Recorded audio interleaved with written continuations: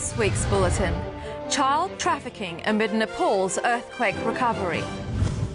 Australia's scripture classes debate heats up again.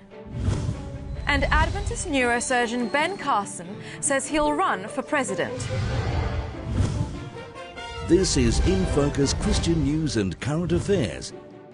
The people of Nepal are only just beginning to comprehend the scale of the devastation caused by last month's earthquake. But now they're facing a surge in another problem: child trafficking. According to Charisma News, criminal groups are capitalising on the disaster by abducting children who are orphaned, homeless or separated from their parents. The traffickers sometimes impersonate aid workers in order to build trust. Christian NGOs working in the region say the traffickers used similar tactics after the 2004 tsunami in Southeast Asia and the Haiti earthquake. Nepal's Christian community has asked for prayer. Despite concerns over the nation's level of binge drinking, new official statistics show the average Aussie is actually drinking less.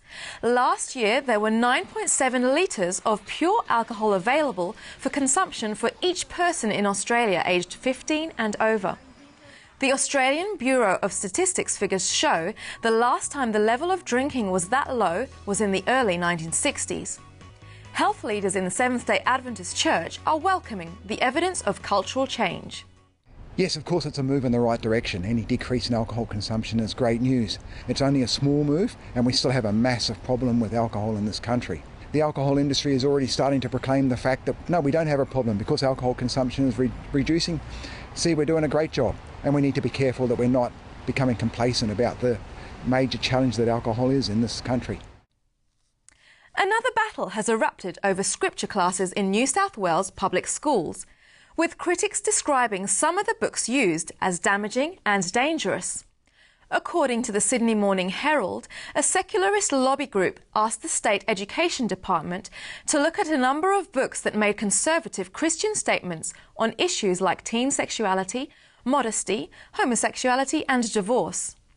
In response, the Education Department has ordered 3 particular books to be banned from special religious education classes, a decision that has caused concern and outrage. It's very worrying when a group of people start to dictate what we can teach about the basic tenets of the Christian faith. Our worldview is not always going to be the same as the popular secular worldview, but at the same time we're called to teach students faithfully from the Bible and what the Bible has to say in a way that's age-appropriate and sensitive to our context. A group of Australian Christians, led by the Uniting Church, is urging consumers to avoid purchasing goods produced in Israeli settlements. The Palestine-Israel Ecumenical Network says the settlements represent illegal land grabs of Palestinian territory, and that a boycott is one way consumers can peacefully seek justice and show support for Palestinian Christians. Right now, the group is focusing on dates and is asking Australian businesses to ensure the brands they import are not produced by settlements. Critics of the boycott, divestiture and sanctions, or BDS movement, say it's worsening the relationship between Arabs and Jews and too often deviates into anti-Semitism.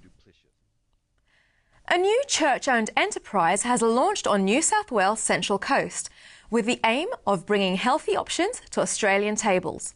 Life Health Foods is a sister company to Sanitarium, and like Sanitarium, is owned and operated by the Seventh-day Adventist Church as a not-for-profit entity.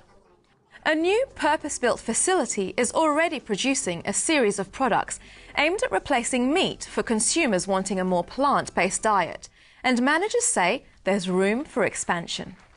Because we want to prove to anyone that a plant-based lifestyle can be varied, innovative, and also taste delicious. Some people that are hardcore meat eaters think that vegetarian food tastes disgusting before they've tried it. And Life Health Foods is about busting that myth. Fresh reports from both Russia and China show that their bad old days of Christian persecution are not over yet. The United States Commission on International Religious Freedom has added Russia to its watch list, with Muslims, Protestants and Jehovah's Witnesses all suffering their share of persecution. Of particular concern are the hotspots of Crimea and eastern Ukraine, where, according to Mission Network News, evangelical churches have been targeted by Russian separatists. And in China, the increase in incidents of persecution against Christians has been described as alarming and possibly the worst since the Cultural Revolution of the 1960s and 70s. Last year, 400 church buildings in China were either demolished or damaged by having their crosses removed, and Christians have faced increased harassment and arbitrary arrest. After several months of hints and speculation, renowned neurosurgeon Dr. Ben Carson has formally announced that he would like to be the next president of the United States of America. Now I've introduced my family. You say, well, who are you? I'll tell you. I'm Ben Carson, and I'm a candidate for President of the United States.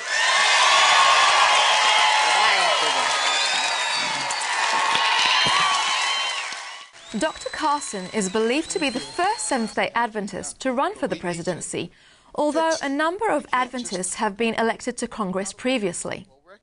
Church leaders in North America say they understand members are interested in this development given Dr. Carson's high profile. But in an official statement, they stressed that church employees and property should not be involved in supporting or opposing any candidate for political office. Californian pastor Rick Warren, author of the instant Christian classic The Purpose-Driven Life, has had his new Bible-based health book awarded Christian Book of the Year. Diets usually include fitness and food. The Daniel Plan also includes focus and friendships and faith.